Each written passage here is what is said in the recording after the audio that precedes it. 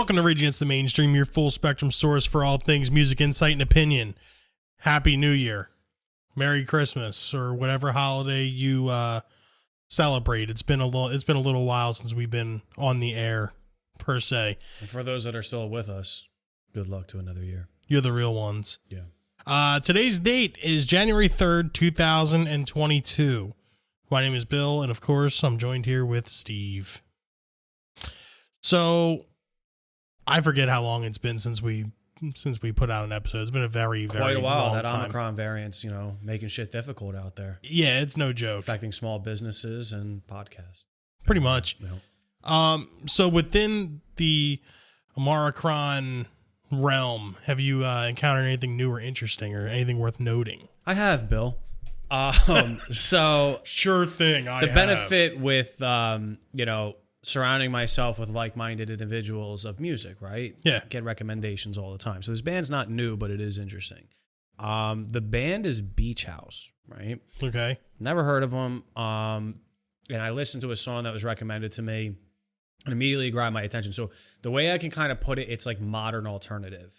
It's in like the same breath as like Animal Collective or like more modern Modest Mouse. Like it's got that very like ethereal sense to it. Okay. Very good band. So It's like a Muse or something? kind like of along those lines? very like more atmospheric sound to it, but almost like the Shins in a way too. Like, Oh, okay. like a modern alternative. So Yeah. it's funny because the first song I was, knowing the person it came from, I was like, okay, I respect their opinion and I liked it. And I turned around and went and listened and I've like digested 3 full albums like very quickly. So yeah, very, very good band, especially if you're in the alternative wave. Beach House. Nice. Interesting. So, my new and interesting is interesting. It's not necessarily new. I have to say it because it's been the only thing I've heard on the radio in fucking constant rotation since, I don't know, Old Town Road, maybe. Oh, yeah. The song is Cold Heart by Elton John and Dua Lipa. It's from Elton John's quarantine album that he did. Okay. It was called The Lockdown Sessions. So this is a song that's on the radio. Oh, fucking I don't A. listen to the This radio. is all over the radio. I've been off the radio wave since the Old Town Road era. Dude, So- literally top 40 radio, this is all that's played. All that's this played. and that song, So you're saying, all right, let's put this down, right? Remember Uh-huh. your Yellow Submarine story? this is almost to that point. Actually, there is a song that's past that point now. Okay. All I think about is you. Heat waves been freaking me out. You ever heard that song? Jesus Christ. Dude, Yeah, that see it all song, the time I on the fucking internet, kid you though. not. Every social media site. Dude, every fucking and then you hear it in like station. the turned down version on like TikTok clips and shit. Yep. Um, It's everywhere. so let's put it on average, which is Dua Lipa song, right? Mm-hmm. I'm driving on the turnpike from exit 13A to exit 2. It's about 100 miles. Mm-hmm. I have a radio station on that would be playing this song. How many times do I hear this song? 4 or 5. Really? Easily 4 or 5. But in between those 4 and 5, you've already heard Heat Waves like 6. Yeah. In between the 1 and 2. Okay. Dude, it's fucking nuts. I don't So understand. in other words, I probably drive off into the guardrail. Yeah, it would be over. I mean, or you could just Yellow. change the That's like station. the millennial Yellow Submarine moment. Yeah. Well, Yeah. the thing is with this Cold Heart song, I actually enjoy it. I do like it.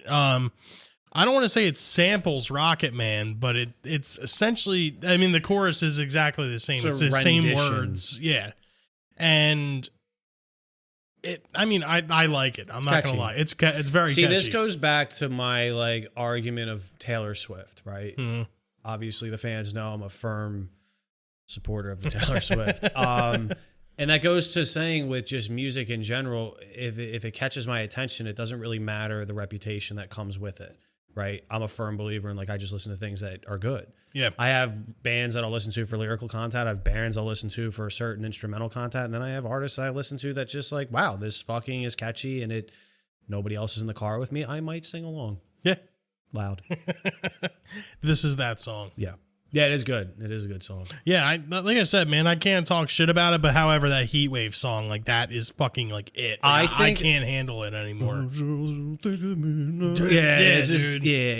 But here's the problem, though, Makes too. you happier This now. goes to the whole social media thing of, like, TikTok especially. Yeah. So many songs, and it's kind of cool because opportunity for like history lesson. Okay, you know, Kurt Cobain all of a sudden becomes like Joker image type musician now, where you have all these younger Gen Z kids who like certain bands because they heard it in a TikTok song, and they want to act like they know more than they do, so they can seem like they're a Cultured. part. Yeah, exactly, and. It works sometimes and then sometimes it doesn't. But then it's also, too, how many times a song gets played for like different contexts just for a fucking video. Yeah. Like, remember that Oh No song? Oh, my God. That kept playing on every video? Yeah. Oh, no. Like, it just eventually like come to a point to understand, you know, I don't know. Now I can't, no way could that song ever be enjoyable to me now. No, I don't even know if there's a full song. Is there a full song? I hope not. Or is that just it? Like, I it's hope just that so. little clip? I hope that's it. TikTok, get at us. Let's figure this out. Is that a real song? Get us on our song. Can't start that early. So, yeah, we got way off, but Cold Heart, I like it. I think it's a good song. It's a good, catchy song. No. And plus, anything new from like older artists like Elton John, it is kind of cool to see stuff like that. Of course. Yeah. So, I guess let's move on to our music history. January 3rd? Yes, sir. So January 3rd of 1945, Stephen Stills of Buffalo Springfield, later obviously Crosby, Stills, Nash & Young, is born in Dallas, Texas. It's funny because I recently got really big into Crosby, Stills, Nash & Young again. So obviously, you know, they were just a known band. Parents grew up with them. I was just heard from time to time. And then I watched a documentary on Crosby, and it was just nuts. Like, this band was just, they were toxic as fuck, dude. And I love reading and listening to documentaries about like these bands like from those earlier times and thinking like they were just some like vanilla casual white folk just putting out this catch, and they were like fucked up. Like, Crosby was like on all sorts of crack. And and it was just awesome like to read that, because it's not a band that I would see to have like any type of background. I always thought it was like just like a just happy, like folk dudes, like just your out. Mom that drinks wine, goes to church infrequently for holidays. Is like, Crosby, Stills, and Nash is coming to the garden. Well, I figured there had to be something goofy with them, just for the like sheer fact of Neil Young. Yeah, like, I feel like there had to be like a weird, but like, then it factor also on how thought it too, worked. because then when he left, it was like, was he too weird for that band? But then Crosby was like way more fucked up. Oh yeah, like overall on paper, like he was really fucked up. That's funny. Jumping forward here to 1981, David Bowie finishes his Broadway run as the title character in the play The Elephant Man. I had no idea he even did this. I like knew about it, but I don't know to the extent. Like, I don't know how long he played the role for or anything like that, or if he ever reprised it or anything like that. Literally, dude, nothing happened on January 3rd. Like, throughout history. Noticing. However, nothing. However, the Arsenio Hall show debuts in 1989 in syndication, bringing a spate of contemporary musical acts, including many hip-hop artists, to late night during its 5-season run. Arsenio Hall show was underrated as fuck. Oh, yeah. Arsenio Hall was awesome. And it sucks that it didn't survive. It was just, I don't know. It was almost like it was too cutting edge for the time period that it was. Didn't Jon Stewart have a fucking late night show for a period of time around the... Like, Jon Stewart had one right around the same time. Garbage, that. Was it? It was bad. I know he had... I think the Jon Stewart show is kind of like the precursor for like the Howard Stern show. Yeah. And he had like musical acts and shit on and stuff like that. One of the best... I don't really remember too many acts from there. But Arsenio Hall show, man, it's funny because a lot of these, and I guess Arsenio Hall didn't bring like too much of a staple to like maintain, you know what I mean? Like, well, Arsenio Hall also had like a very like brief like blip of superstar. That's what I mean. Like, what if Eddie Murphy did this instead? Like, oh, dude, if it was Eddie Murphy, the show would be on its 30th season. It'd be rivaling The Simpsons for fucking center of the universe. Fucking thing. Speaking of rivaling for the center of the universe here, 2001, the Dave Matthews Band becomes the first major artist to release a song on Napster when I Did It debuts on the controversial file sharing platform. Some people did have many controversies with Napster. Yeah, I can't think of any. Well, I can't think of anybody. Yeah, I can't think of anybody off the top of my head. No. Huh. But Dave Matthews Band, yeah, fighting for the center of the universe. Well, that's the thing too. That's kind of like a dickish thing. It's like you have all these artists that are coming together to fight against it, and Dave Matthews is like, you know what? Fuck it. Debuting this shit. We're Dave Matthews Band. We can do whatever we want. Or whatever. They suck so bad.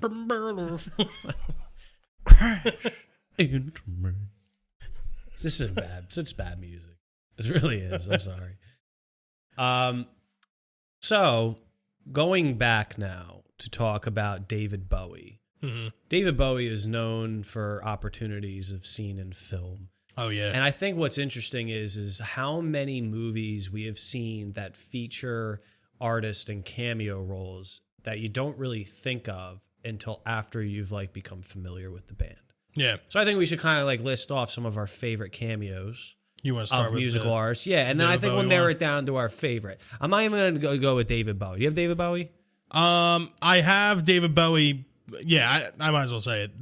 The scene in Zoolander. It is fucking perfect. It is good. Yeah, it is good. He didn't make my list. But I'll start with one that we're very mutual of. Actually, two, but I'll start with the first one. Is ZZ Top and Back to the Future 3. Yes. Such a good role. Now, did you know the song that they're playing is actually the song Double Back that wound up being like the soundtrack song for the album. Oh, yeah. Like that is like their like rendition. Well, I mean, it's their song, but it's the Old West rendition of that song. Yeah. Yeah, I like that. Yeah, that's a good one. For those Back to the Future fanatics that didn't know that, now you do. If you don't know, now you know. One of my favorites is Blink-182 and American Pie. All right, so that's actually in my top 5. Oh, dude, I love that cameo. Right, first it's so of all, perfect. I was watching American Pie on some channel, and it just reminded me of like that's becoming almost vanilla humor compared to modern day, God. where it feels like if I show it to my nephews, they would find it boring the same way I found like my parents like edgy films boring. Yeah. But I was rewatching on like a classic network basically, and that scene came. You watch on TCM? Yeah, where his whole video gets exploited, and I'm just like thinking of like simpler times back then where it was just so rare for people to just like share other people's shit, and it was like a big fucking event if that ever did occur. Nowadays, like dick pics are floating in the ether like it's nobody's business. Nobody's even offended anymore, you know? I just thought it was funny with them with the monkey. Oh, yeah. I don't know why. The monkey was just so just funny. sitting there, too, yeah. That is a good one. That was actually in my top one. I got a weird one just because it doesn't come in a comedy context, really, but Snoop Dogg in Training Day. Okay. He's like in a wheelchair. He's a drug dealer that basically they go to like interrogate just off the streets, and it's like, I can't think of the actor's name alongside Denzel. Fuck. What the fuck am I blanking on his name right now? I'll look it up while you're explaining the scene. But anyway, that's like the first opportunity to kind of see it like in action of like Denzel's character, how he is like treating people, and he like makes them like choke up the drugs and like spit them out and everything. But yeah, that one was a really like interesting one because it's just such a Ethan weird Hawke. Ethan Hawke, yeah, what the fuck, sinister. But that's like a very oddball one because it doesn't even come in like a comedy context at all. Well, another one of my favorite ones is also another Snoop Dogg one from Half Baked. That one's good too. Yeah, when he's sitting on when Dave Chappelle's sitting on the porch or the front stoop, and like they were talking about the different type of weed smokers. Yeah. And then it was like I forget what Snoop's one was, but he just shows up, fucking basically smokes the entire blunt. Yeah. And it was like, all right, well, I'll see you guys later. Yeah, he's like, let me hit it, and he just like keeps doing it, and they're all looking at him like, what the fuck? Yeah. Couple good ones too. I think. All right, I'll talk about this one because then we can kind of merge into one that we're both very mutual on. But this one as well. Alice Cooper in Wayne's World. Yep.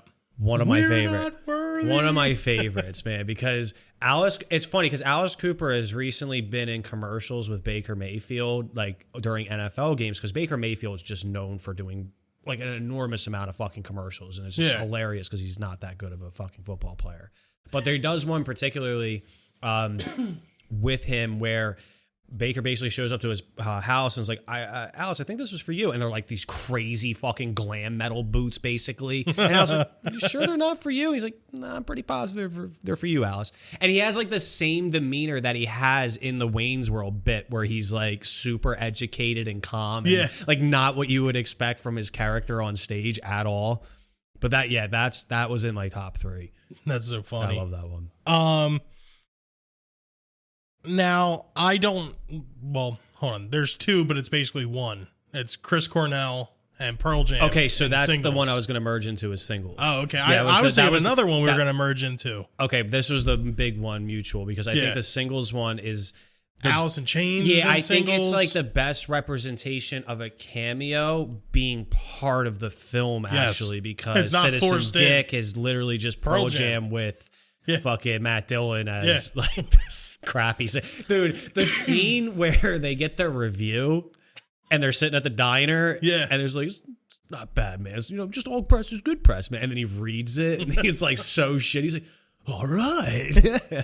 I think it's funny too, like in their review, like they name drop like Pearl Jam, like they're like Eddie Vedder, Stone Gossard. It was just so funny. Yep. So singles, but that movie is just like jam packed. The Chris Cornell cameo was hilarious too, because it was just so random compared to how often you were seeing members of Pearl Jam, as well as like Alice in Chains basically performing at a club. Yeah. And the Chris Cornell just like kind of shows up in that one scene to see the radio. Yeah, exactly. Now, do you feel like Nirvana ever felt any kind of way about not being in singles? No, I guarantee you they didn't want parts of it. Well, I know they definitely didn't, but like I'm wondering like if they had any regrets for not doing it. No, at all. I mean, I could honestly see maybe Dave Grohl in a sense. I don't think, Dave Grohl. 100%. But here's the thing: I think Nirvana, it was important for them to, because they would have overshadowed everything, especially at that period of time. Yeah, like I always put it in the context of that scene in general. Like it was everybody in Nirvana, because Nirvana basically paved that way for all those bands to be successful. Not to say that if you think Alice in Chains is better, if you think Soundgarden's better, that's not even for debate. It's more so the same way like I hate the fucking Beatles, but they paved the way for so many bands to be able to become successful. That's true. Black Sabbath, same way. Like there's so many bands in those contexts. But yeah, Dave Grohl I could see. Oh my God, dude. Like he wants to have years. his hands in everything. Like the same way in The Irishman, when Robert De Niro's character like dies and refuses to admit that he killed Jimmy Hoffa. I have a feeling like Dave Grohl on his deathbed, like he's finally going to admit, the same way OJ will probably admit that he killed his wife on his deathbed. Dave Grohl with his last breath will like, I should have been in single. You heard it here. I tried to tell Kurt, man. Yeah, you're going to have like you're going to have You're going to have an unauthorized release biography or something where Dave Grohl goes on a fucking tangent about how he should have been in singles. Like, wish he would have started Foo Fighters sooner. I wish Kurt would have died sooner so I had freedom to like act accordingly on my own accord. Damn. You heard it here first. That's some deep state conspiracy shit right there. Oh my God. Could you imagine if anyone from that camp ever heard like you say that? Oh, yeah. That'd be fucking hilarious. Dave Grohl would probably like want to be on the show to clear his name. Oh yeah, 100. Well, he'd try to buy the podcast out. Is what he'd do. If you're Dave Grohl, hit us up on our social. He'd make a documentary about it, about buying our show from us. Yeah, and then him continue to run it without us being there at all, and he'd make a movie about it. Of course, that's Dave. Love it. So what else you got on your list? So to narrow it down to my last two. So Billy Idol and The Wedding Singer. Fucking A. That one was debatable to be my favorite, because the way the movie goes throughout The Wedding Singer. First of all, The Wedding Singer is probably Adam Sandler's most underrated movie of like that era of like the Big Daddy, the Billy Madison, because all those get so much attention for the comedy. But so Wedding Singer is just such a good movie. It's not your typical goofy fucking encore era Eminem Adam Sandler basically. Yep.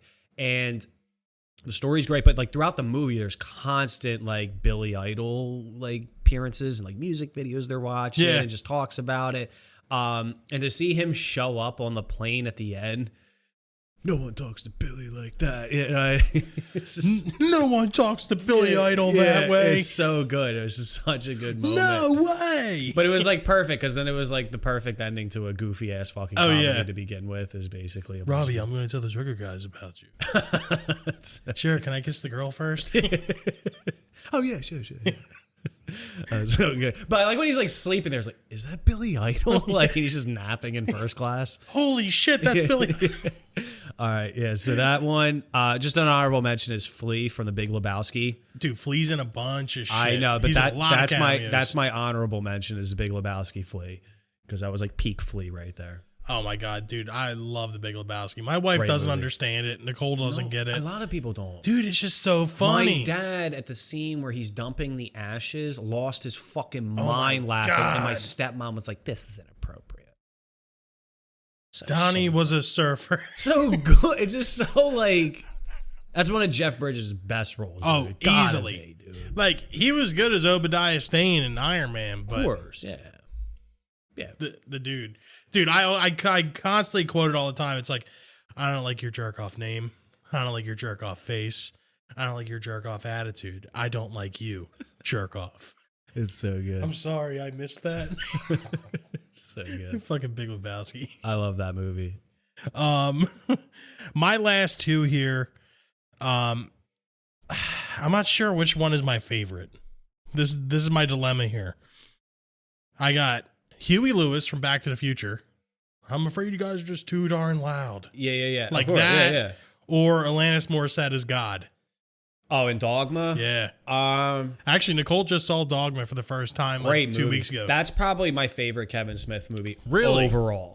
Your favorite overall Kevin Smith movie? Because I thought about, like, Mallrats is probably my most watched, but it's not my favorite. Clerks is, like, right there as being my almost my favorite. But I think Dogma is just so complete. Well, yeah, it's good. It's a full It's movie. the satire of it. It's the dark humor. It's the use of, like, characters you see recurring throughout. Introduction of other characters. Like, George Carlin's role in there is absolutely great. Chris Rock's phenomenal in it. Fucking the way they utilize Jay and Silent Bob. Matt Damon and fucking Ben Affleck, everybody. they're Like, great. it's just the most complete Kevin Smith movie, in my opinion, of all of them. I think I can second that. Chasing Amy is Chasing probably Amy's my my most favorite. underrated. Jason Amy's my favorite. Dogma's my second favorite. Yeah, because if you think of Chasing Amy in terms of all of his movies, it gets put on such a back burner compared to Clerks, Jay and Silent Bob, Dogma, Mallrat. Like, Chasing Amy is more that serious film compared to all of them. It's like the wedding singer of the Kevin Smith. I just keep getting back to like the whole like, oh, Jason Amy. What the fuck did you just say? Fat bastard over here. He thinks he could stay quiet and say some shit and have it be like groundbreaking. Yeah, the diner. Yeah. It's so good. So which one do you think? Because I'm going to tell you my favorite one after you narrow yours down. My favorite, it's got to be Alanis and Dogma because it's just so funny because she doesn't talk. Doesn't say a word. She's just there. Doesn't say a word. And like, it's like funny because of the time period that movie came out in. Like, she was this fucking mega superstar. And minor. So that's what I loved about Kevin Smith. It was like these almost low budget films, but he got like all these people to participate on such levels because he was that type of guy. Yep. So my favorite, it's actually going to be part of my recommendation because his birthday had just passed not too long ago. Okay. But Lemmy in Airheads is my absolute hands down favorite cameo appearance because it's so fucking random. Yeah. You could also put White Zombie in there too because of the whole club scene with Chris Farley. But the Lemmy moment is so great because obviously they had the who would win in a fight, Lemmy or God. It's a question, the whole situation. If you know the answer, you've seen the movie. But it's like the moment where Brendan Fraser's just breaking down and figures out that his name's Chester and he's like a dork and everything. And everyone's like, I played on the chess team. And then like all of a sudden Lemmy comes out with his brutal British I was the editor of the school magazine. And everyone's like, it's so good, dude, because it's like it's another like Billy Idol moment where it's like he's constantly mentioned throughout in some like quick fashion. And then he shows up in a sea of people and says that and basically disappears. Trick question, dickhead. Yeah. I think the Lemmy, because Airheads was also a movie that I was just kind of like raised on. It was just like always one of those like on TV type movies where I would just watch it randomly throughout. And it was just always like a comfort watch. You know what big one we didn't talk about at all? Cannibal Corpse and Ace Ventura. Which is a shame because that dance move gets done at like every Cannibal Corpse show to begin with. It was funny because I was watching on YouTube the Cannibal Corpse Centuries of Torment. It's like 3 hours long, the documentary. Okay. And they were talking about like that day. Like they got 2 calls.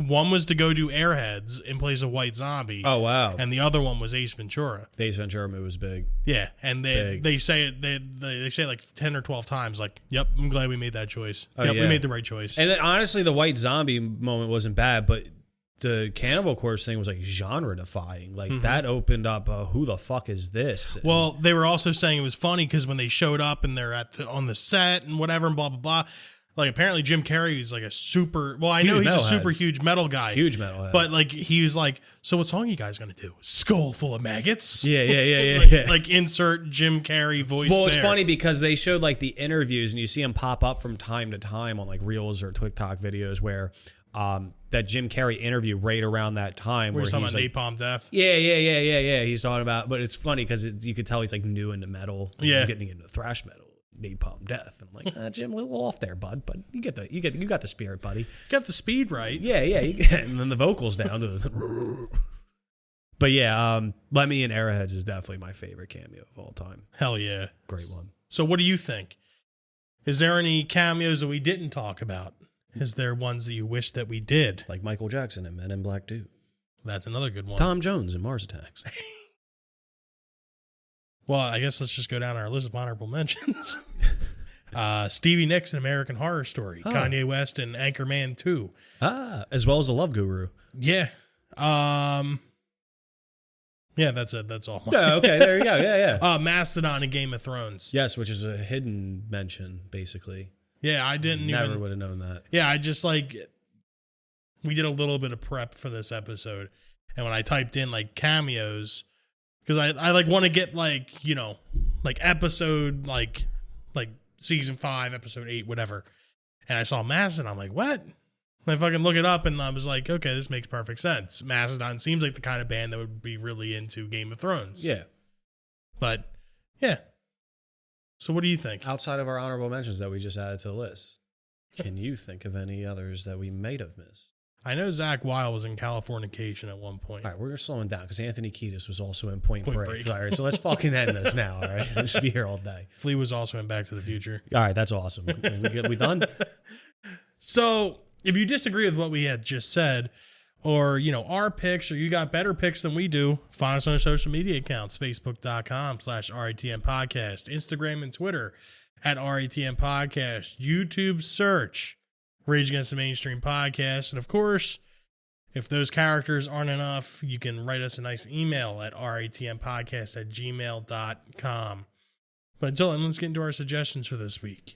What do you got, Steve? So going back to my favorite cameo, I am going to recommend the 1979 release by band Motorhead. Haven't recommended most of my cliche bands, but I think it's time for Motorhead. The album's Overkill. The song is actually a B-side single that was on a re-release. It was recorded in 79, but it would never made it on the official release. It's called Too Late, Too Late. Nice. My suggestion for this week is to check out the 1989 release from the Ramones, Brain Drain. The song is Pet Sematary. Classic. Great music video, too. It's a very good video. It's an extremely good song. I don't want to be buried in a pet cemetery. Yeah, it's a catchy fucking song. It's funny too because the way he sings that song is just it sounds very nasally, but but it's not a Ramone. Yeah. No. It is a good song. Great song. He tried to pull out his inner Jim Morrison with that one and his inner Danzig. Danzig was catching on. Yeah. He went and saw a Misfits show. It's kind of funny too because this song has a higher production value than almost any other Ramones song I've ever heard. There's keyboards and shit in the background. Yeah. It's a fuller. In terms of studio quality, though, I mean, even even the first album, but Rocket to Russia, I mean, they were always pretty polished to begin with. But yeah, this album was a totally different sound compared to what they were doing. Leave Home, Rocket to Russia, and the self-title all basically sound the same. Also, you could find this on the soundtrack for Pet Sematary 2. Yes. So apparently the story is about this song is that they were given the book, the Pet Sematary book, and they wrote the song based off the book. And by the time they wrote the song, the movie had already been out. So it's on the special edition of Pet Sematary 2. Oh, okay. Another super awesome sequel from the fucking early 90s that features, actors that are now washed up. Yeah. Yeah, like most of the horror sequels of our time. Pretty much. I mean, don't get me wrong, I did like Pet Sematary too. And if you also want to waste about an hour and 47 minutes of your life, you can watch the remake of Pet Sematary. Yeah, based off of your not recommendation of that movie, Yep. It's bad. I won't be watching it. It's badly not. It's not even badly good. Yeah, because that is a thing. Yeah, that's why I love Halloween 3. Yeah. So I guess that wraps it up for another week. We will be back next week, I promise. But until then, pending Omicron. Yeah, Pending Omicron. 5 days. Yeah. 5 days. Yeah. So find us on our social media accounts, facebook.com/RATM Podcast, Instagram and Twitter @RATM Podcast, YouTube search Rage Against the Mainstream Podcast. And of course, you can write us on our email, and I guess maybe one of these days we'll get like a mailing list or something. RATMpodcast@gmail.com. But until then, this is another episode of Rage Against the Mainstream Podcast in the books. My name is Bill. I'm Steve. Have a good night, guys. Thank you for listening.